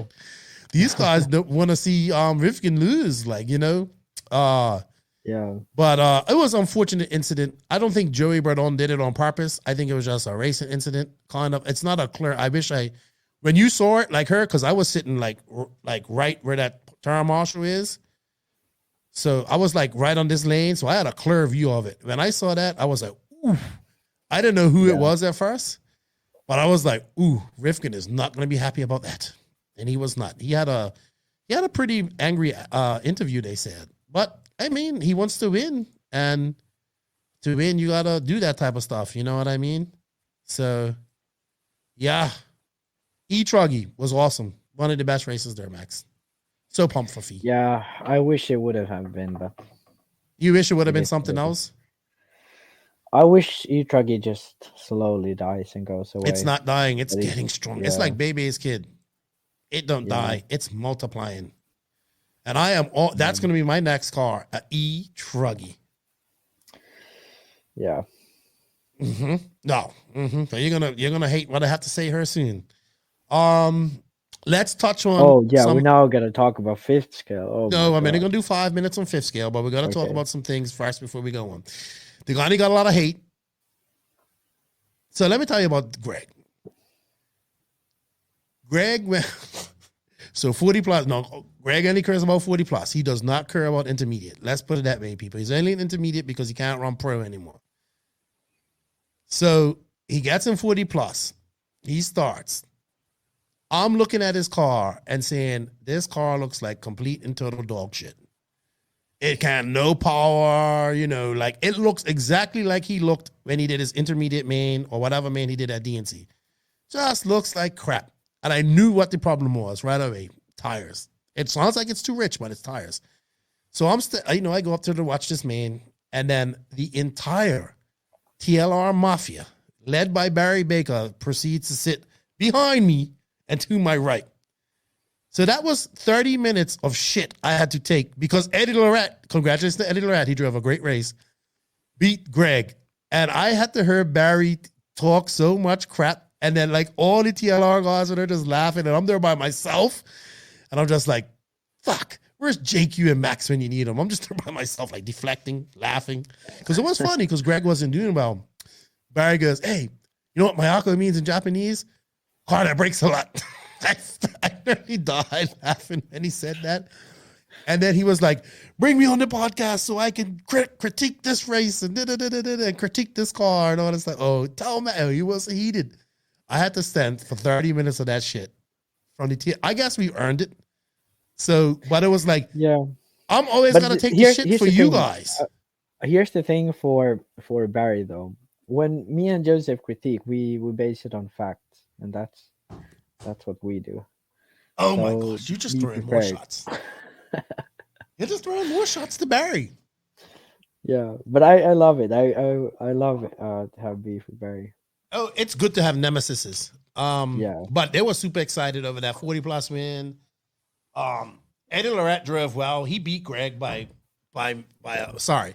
So TLR was super excited to win that. He drove well. He beat Greg by many seconds. And then when I saw Greg come in, and so I went, then it was Smoker's race, and I didn't watch that. One thing about Smoker, if you want to test durability of a car, let him drive it. Because he tested to the extreme. So I went down and sat off with Greg, right? And I knew, and I was just looking at him. He was like, yeah, you know what? I picked the wrong tires. I said, your car looked like crap, like caca, like, He's like, I know, it was shit. And he goes, I said, your car looked just like it did at DNC. And I said, he goes, you know what I'm going to do? It's Vegas. I'm putting double downs on. And he's charging his battery with his 20-year-old charger that takes 30 minutes to charge up his battery. Then he won't get a new one. I'm like, they make batteries that you can, chargers that you can use off your phone and all that stuff. I like this. And he was so focused. And then he goes to me, Lefty. It was like, getting ready to go to his race. He goes, let's go, Lefty. I'm tired of playing with these intermediate guys. I'm going to show him who's boss now. And he went up there. And it was so funny. So now I was sitting with Pavitas, and he goes, I love watching Greg Degani drive. It reminds me of 2002 all over again. He drives like it's 2002, and all he does is boner air. I was like, boner air? He's like, yeah, nose high everywhere. Yeah, never he jumps like that. It's so funny. And the way he drives, he always he sets up his car, and then he just goes full power. The way he drives, it's so fun to drive because he drives like the cars are from 2002. Yeah, he has that's exactly what he drives like. Even Joseph has similar driving style to Greg, but he's sort of more advanced because he's been racing for longer. But yeah, Greg has that sort of 2002 driving style where he sets up his car and then he goes and he jumps nose high, and it's so funny. But you know what? It's funny because Jimmy Babcock was like giving people hints how to beat him during the whole race. Like, look at Greg, just driving smooth out there, not making any mistakes. That's how you win races. And then like Drew Mushogan is like Greg's buddy, who's like super fast, hot rod guy. Super fast. He's just like, overtake Greg. I'm like, this kid shouldn't even be, he's super fast. He shouldn't be running intermediate. But he blew out so bad.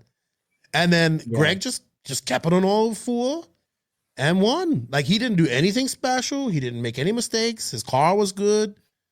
Came in, and then then after that, he planned his interview.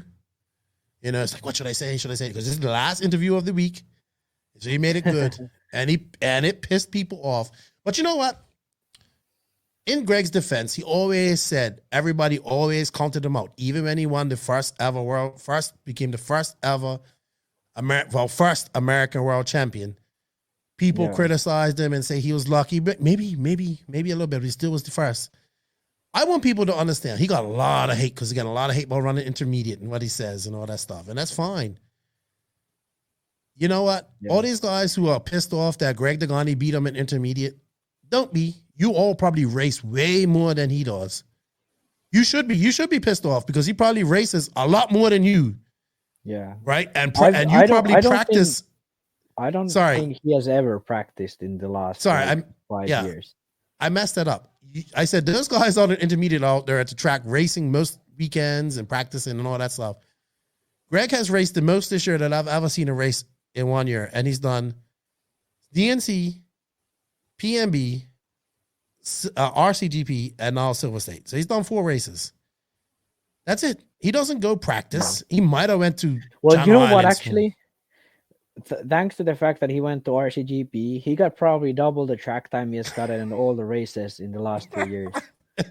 Probably. But he's getting a lot of hate on Facebook. And he don't care. He loves it. He's like, I still won. Yeah. I actually have his T2 trophy. I gotta be honest, like Greg, like watching Greg drive and watching his interviews are one of the only things like keeping me so excited to RC because like it's just amazing. Like he doesn't give a shit. But he still loves RC. He loves driving. He loves going to his races, and like he takes tire choice and setup and all that seriously. But otherwise, it's all fun for him. Oh, you got his TQ trophy. Wow! Did he sign it? Oh, he did. Nice. I wanted to get one for the patrons, but I had nobody to ship it out. He won. That's it. He beat those guys. A lot of people were crying. They're crying all weekend because he's just in the race period. Yeah. So is Cheeky racing anymore? No, he didn't make it to this race. Yeah, because I loved, like, you remember at PMB, Degani and Cheeky, like we were pitting it with Mike Hill, like that was fucking amazing. Yeah.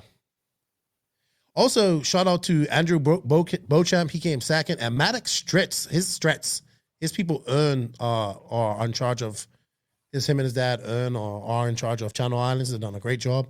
He's doing good. He's getting fast quick. So a couple of more shout outs that I wanted to shout out to. The Australians came. I got to meet all of those guys. Not too much Caleb Noble because he's just like pitting somewhere else, but like it was Jaden. He's from Jaden Jameson. He's from New Zealand. And then it was like Jackson Beal and his dad, and then Ben Sterling and another gentleman from Australia. They're all pitting with the techno guys.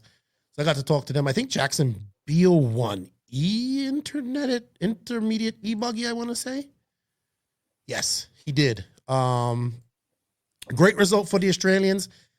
Man, I have to give the Australians some props. It always seems like they can produce some good racers. I mean, the Dexters came out to RCGP, did fucking great. You know? Yeah. Kyle McBride comes internationally, does great. They got Alex Bernardzak coming up. Like, I can't wait to see him go internationally. I don't know too much about Ben Sterling. I know he's not on their level, those guys, but he's made a name for himself in America. Jaden Jamison from New Zealand was actually in the B-main for pro, I want to say pro buggy. So he's not that, you know, that's pretty good. Yeah, maybe C-main. Maybe I'm getting a little excited. So, I mean, that would be pretty, because I mean, New Zealand has quite a small RC culture. Yeah, very small. That'll be, no, not in the B. Could be Truggy too. It could have been because they look the same now. So,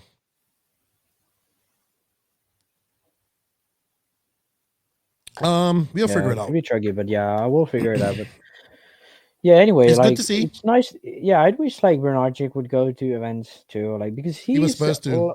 Yeah. He's going to the Worlds. Yeah, that's gonna be good to see. But no Kyle. At the Worlds? No Kyle at this race. Shocking. And I'm just glad to see the Australians getting back to racing, like traveling and racing. Yeah. So because Kyle always did SilverState. That was his like favorite race, I think. He won it. He finished second a few times. He's been good. No idea. I don't know what to say, dude. I don't know what to say. There's definitely something not right there. Probably no budget. So could be, yeah. And then also special shout out to the Southeast. So all right, I gotta talk about these kids real fast before we go anywhere. So Greg calls me up one day and he goes, you know how back in the day California used to be the place where all the fast kids were and blah blah blah, and everybody was fast and came out of SoCal. Not anymore. It's the Midwest. And because he was like, after DNC and RCGP, it's like, man, these kids are fast. And he's talking about like Bordons and Castons and those kids who are kind of, it's like RC split up in different levels. I was thinking about it this weekend. So we have the top 5 who are really good. Then you have like from 5 to 30. And that's even split up into different tiers. I would say from the top 5 down, maybe give or take a few in the top 5. In America, anyway, sorry, not worldwide, there's a lot of competition from that level down to about 30. Yeah. You know? And there's different tiers. So I think like the Joey Burdons, the Castons, Jermaine Robinson, Cade Burnett's, these type of kids, and David Olson's, these type of kids are... they haven't made their big main or big show yet. But they have the speed to make it. They're getting there. They're like C main, knocking on B mains. You know what I mean? It's a progress. And it's looking very healthy. That's all I have to say. And this is Midwest, Southeast, and a lot of SoCal and all that stuff. But the young guys coming up right now, they're hungry. And we're going to be entertained for a long time with lots of good racing if they stay in RC. Yeah. So kudos to those guys.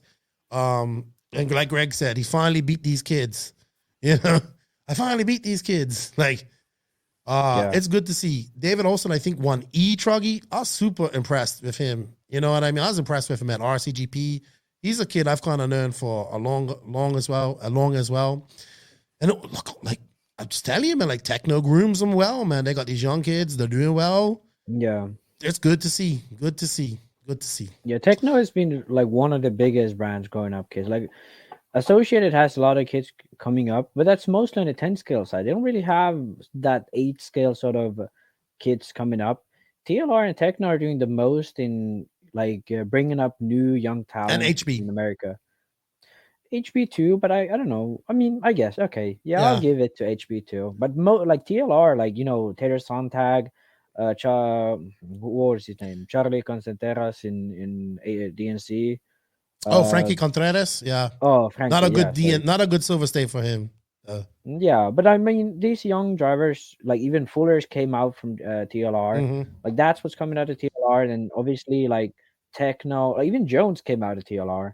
Like Techno has like Wiggins and Van Dalen and Bourdon, all these sort of new age young drivers. TLR was sort of that before and still is to some extent, but Techno and TLR in my books are the number one, sort of bringing up new talent. And HP is good too, but they more like Pavidis and Brunson and these guys, these sort of just barely switched to HP, and even Fuller. Yeah, good stuff from Techno, TLR. It's good just to see young kids out there. It was Jermaine Robinson's birthday. Happy belated birthday to him. This week he went 16. This kid's getting older. So, all right. So we talked about all the positive stuff from this weekend and all that stuff. So I do have to talk about a couple of things that were on people's brains. And then I'm going to geek out on fifth scale for 5 minutes and then that's it. So I think the biggest thing to come out of this race this weekend was the rough driving.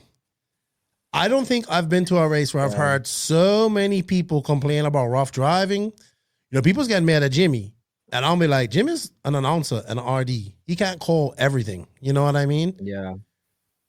Like, and then Rhonda Drake, when they made her post, that's what really got traction. And there was a lot of people making posts. And even, like, friends that I talked to in the race for years. I saw some guys saying, "Oh, I'm quitting RC because of Yeah. got taken out." That was Cody. He was emotional. He's all right now. He's not quitting. Yeah, but like, okay, that's how the people are getting upset, man. I mean, look at Spencer Rifkin. He was upset with his takeout that happened to him, all that type of stuff. Yeah, but the thing is, like, all right, let me finish though. Let me finish. Yeah, go ahead. So this is a positive thing,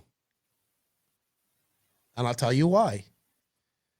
So, but it's Sunday. All I kept hearing from everybody's mouth: we need referees for next year. We need referees for next year. Well, I wonder where the fuck they got that idea from. Yeah. So the thing is, talking to Joey, and a lot of people complained. So Sunday came along, and like Jimmy was on it more. Like he was calling, he was just more, doing it. And look, I don't blame Jimmy. I don't blame that. They need to hire people to do this.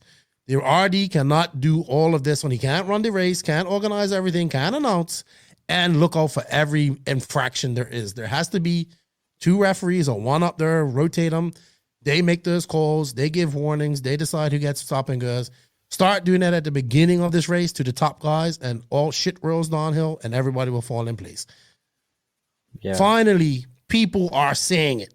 See, this is why I love the podcast. We beat down that freaking path, took all the heat. People saying how we criticize the races and hate them and all this type of stuff and all this type of stuff. Yeah.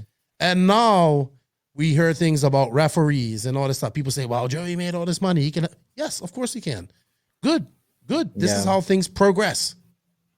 Referees are needed. Yeah, okay. You made quite a good twist of that. But yeah, actually that's true. We've been saying this for a long time. I love to beat dead horses, but like this horse is being beaten down so many times. Like, but yeah, and the next step will be that now that like there will be maybe next year there will be referees. Then people will complain, oh, this ref, like they will post videos of a takeout and say, oh, this ref said this was my fault and I gotta stop. Well, that's something, that's a process that comes later. You know what I mean? But this will be a developing process. But if people want referees and if that will happen, we're moving in the right direction. And I'm really happy that people. And it was so bad. The driving was so bad. Now I can't say I outright witnessed a bunch of it when I was watching. That Joey even came on before the Pro A main, a Nitro buggy, and said, hey guys, you guys are the best in the business. Let's put on a show for these guys. Let's keep it as clean as possible. And I was like, okay. So now guys are paying attention. That's good. Yeah. That's great. I'm happy to hear that. Now maybe other race promoters will follow suit. Yeah, but even to be honest, I gotta say, give some sort of, put some blame on the pros, because like, especially in America where there isn't refereeing, there's a lot of really, really nasty takeouts, and these pros, like, no waiting, no nothing. They just, and a lot of it, because I know how these people drive and think, because I've spoken to them, and I know sort of how at that level how good people are handling their cars at that level. A lot of the takeouts are purely intentional, and they know what they're doing.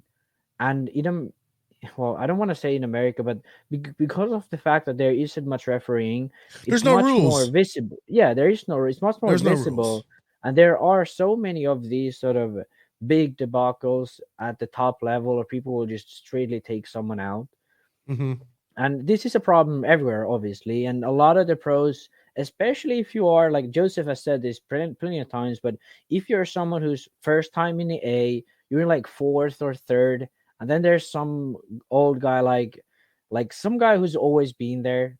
They will just take you out. And this is not even like American thing. It's like everywhere this happens.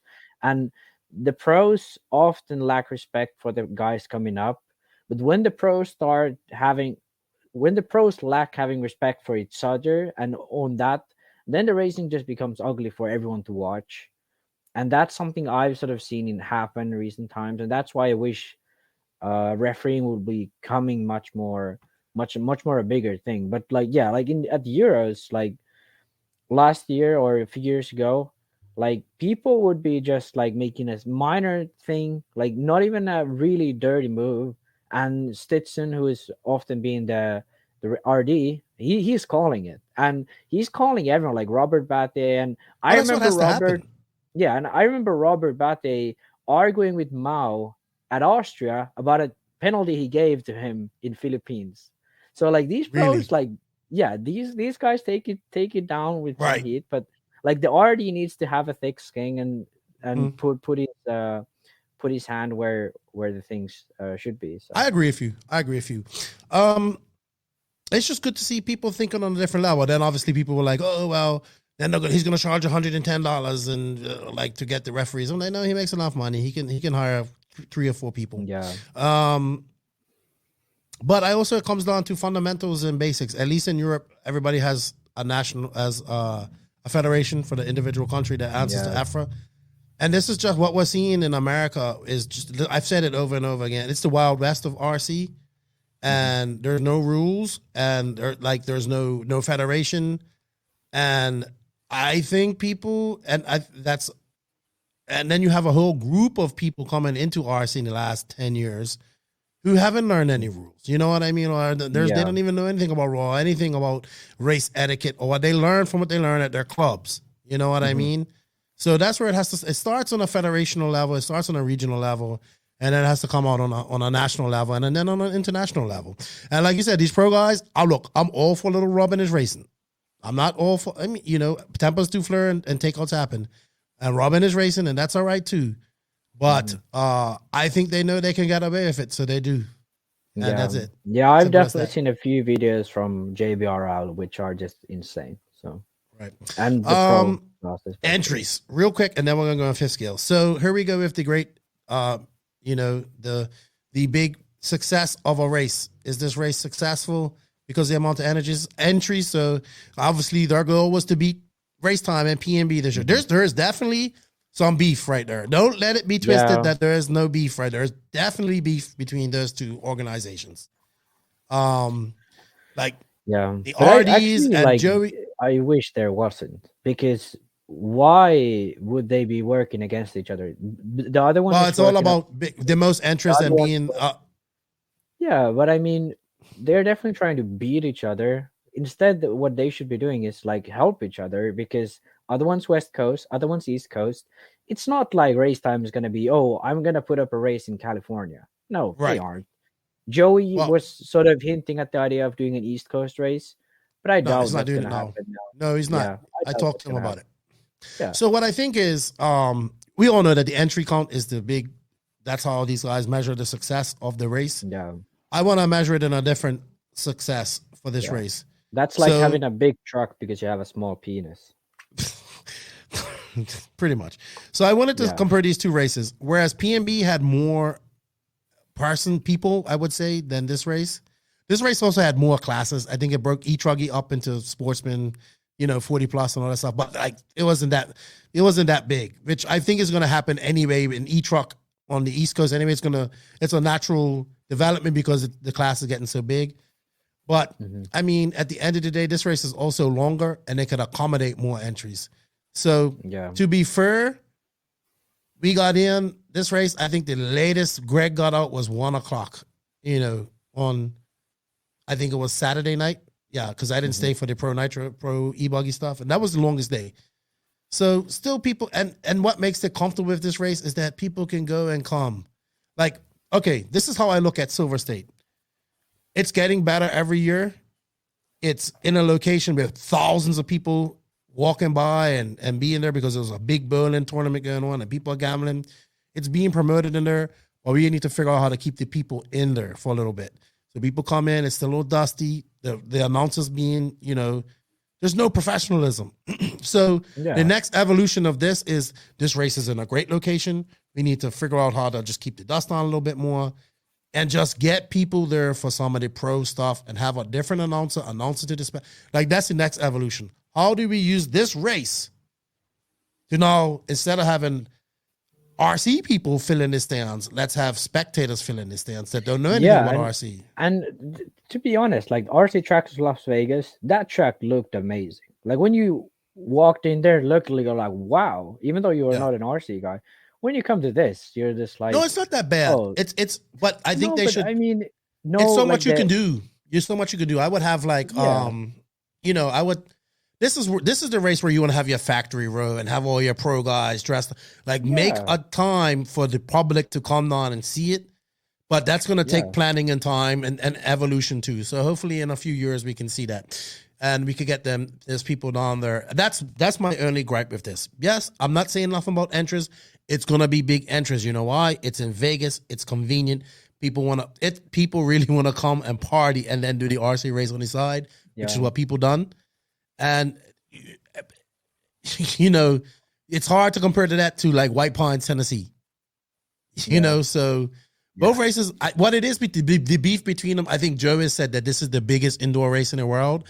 And now Dave and those guys, no, we are. So that's the big beef right there. And in the end, the only people that lose are the participants, because the more entrants at these races, the worse it is. But kudos to, I think that personally, so I did talk to Joey. I think the guys, look, I'm not taking nothing against this.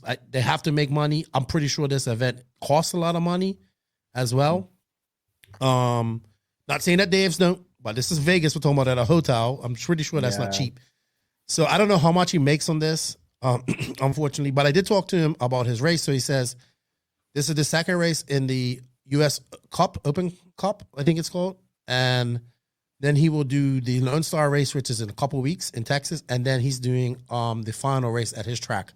I did not get the date. So he's still doing the US Cup, and somebody will get $10,000. So that's good. Well, good, I guess. No marketing. All right. Though.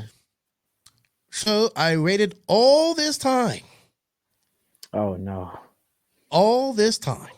So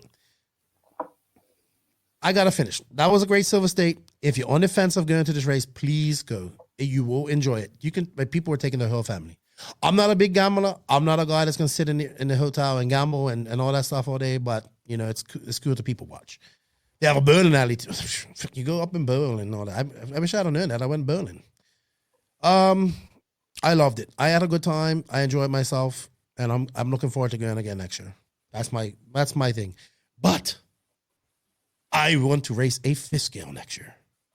So. Oh no.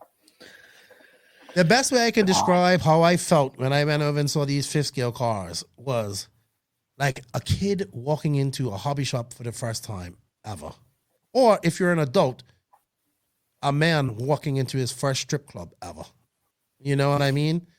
So I went over there. So they held the fifth scale race, and a good thing they did, because them things were freaking loud. Actually, this would probably be a good place to have the actual race, because it's like a outdoor dirt area that they made the track in, and they pitted there. And now, when I went over there, it felt like I was at an RC race, with the pits and all that type of stuff. I have to say, I don't know how Matt Olson does all this shit. This guy is racing, selling, helping people, RDing, announcing, all this type of stuff with the help of a couple people, and also filming and all that stuff. Like his control of all of that. This dude is like a one man. I gotta give him some props, dude. I don't know how he does it, but he does it. Yeah, dude. So it was like, I ran over there. I did my walkabout. I'm geeking. They're loud. They're fucking loud, dude. Jesus, they were loud. Yeah. You had to put earplugs on, and then but this is. I think that these caught people's attention more than what we was doing.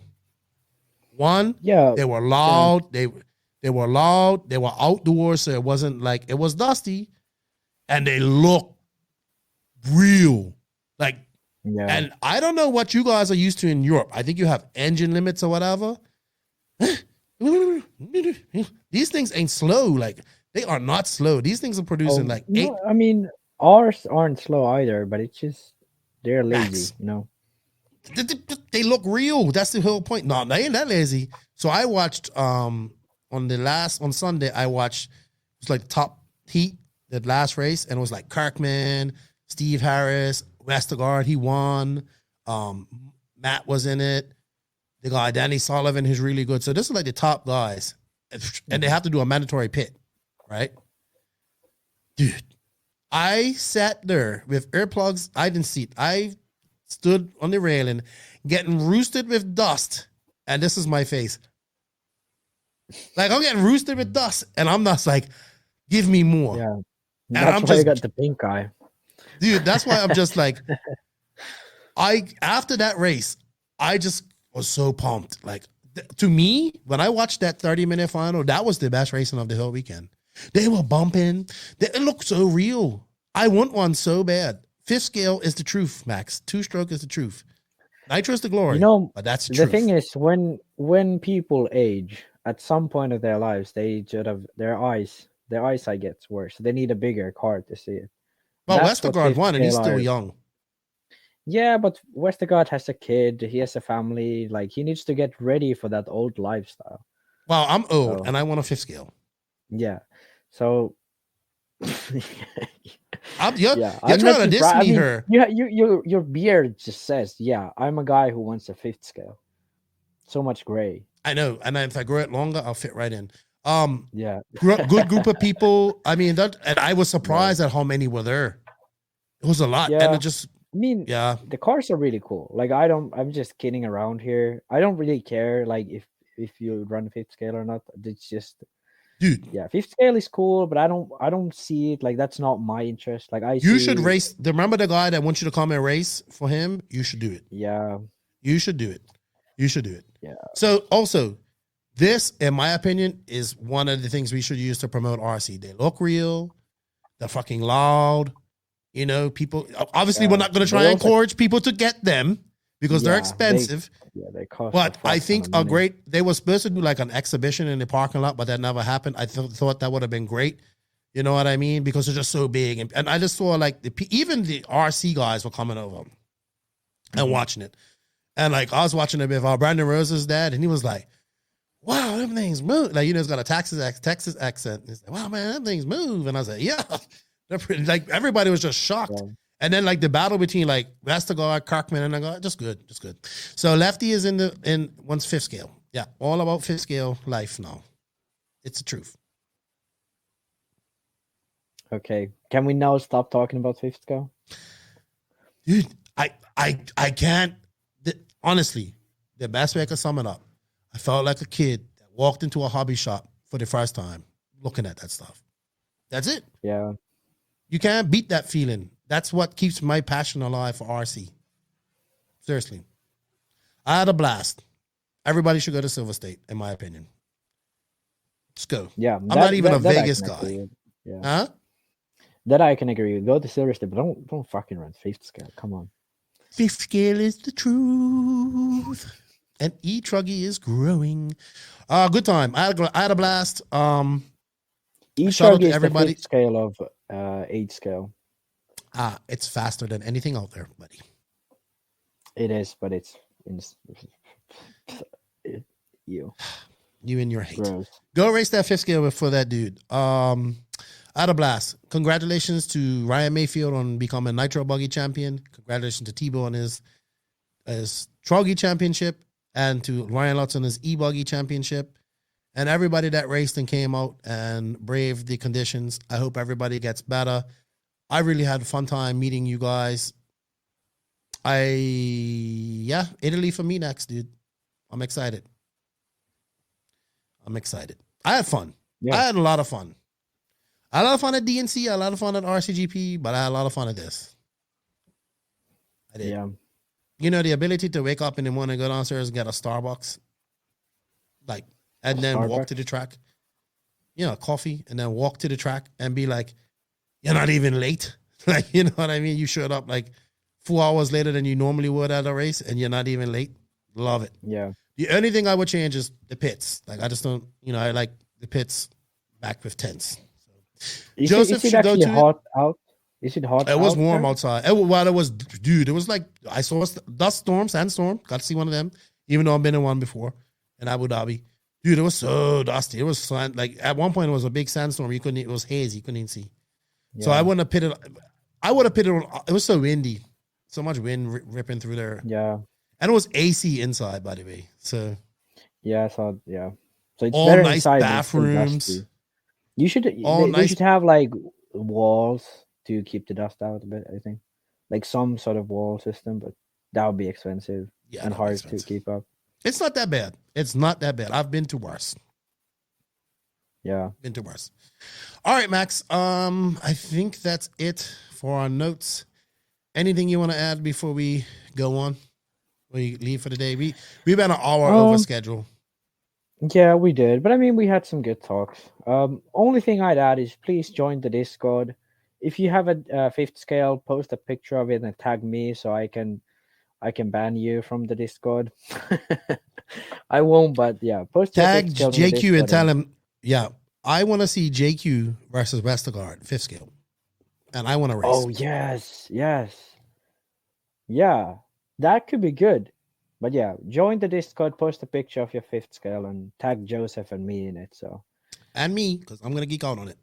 Oh, yeah, tag Keenan too, because he's going to love it. Oh, also, what KV motor should I run in my Techno MT410? And ESC system should I run? And batteries. Yeah. Let me know, because I'm going to be building that. I'm actually going to build in my Akko here soon too, believe it or not. One day. Maybe you'll have it. Maybe you'll have it ready when we're coming out with the new model next year. Maybe. Anyway, Max, I think that's it.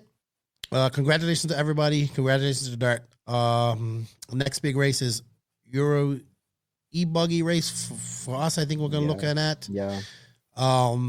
Next week we'll be back to, like, I think we're going to do if there's a race this weekend, we'll do Monday news and then Friday podcast. Maybe not. We'll see how things go.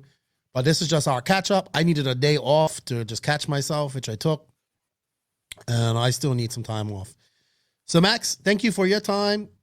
Enjoy the rest of your month off. Then you get back to work. I hope you hit the track here soon. And I'll see you next week, good buddy. Yeah, you too, man. Yeah. Keep RC fun. What? Yeah, keep RC fun. RC's for everybody. Shout out to all the NNRC squad around the world. We can't do it without you guys. Greatly appreciate it. Support for all the support. Keep sharing, keep liking, leaving reviews. I really hope you guys can share our YouTube stuff. I really want to grow that. I know we got to put some work into our YouTube stuff as well. Like I have a video coming out of I forgot to even talk about this, but real quick, I did talk to the guy with the magnetic brakes. He was there. Yeah. I got a video with him. He then let Wally drive it, and then I talked to Wally after he drove it, and he says he loves them. They're great. Like, I know you guys are against innovation, but this is pretty cool, and if it works, it's even better. What? Me against innovation? Yeah, well, like, I was telling Greg about it, and everyone's like, why, we have this. It's worked all these years. But this, you know how that goes. So I did do an interview with him. I'm going to edit that video and probably get it up this week as well. I think these might work, Max. I think they might work. That could be cool. It will be cool. Yeah. So shout out to the NNRC squad. Hit that like button, that sub button on YouTube, and keep sharing our stuff. Shout out to all the patrons of the podcast. We can't do without you guys. Greatly appreciate your support. We're going to probably do something with you guys next week or later on this week while I'm building my car. If you wish to be a patron, you can. The link is in the written description of this podcast. Thank you for all the support. Thank you to all the awesome sponsors and companies that support the NNRC. They are Invisible Speed, TZO 200 Tires, High Tech RC, TNR Fuels, Beach RC, Mayako, Techno RC, Lugs Racing Tires, JQSM, G-Spec RC Tuning, Popo Release Traction Tonic, Racecraft USA, Clinic RC, RCGP, JTP RC, and the DR Race Shop. Showing those guys some love, shows us some love.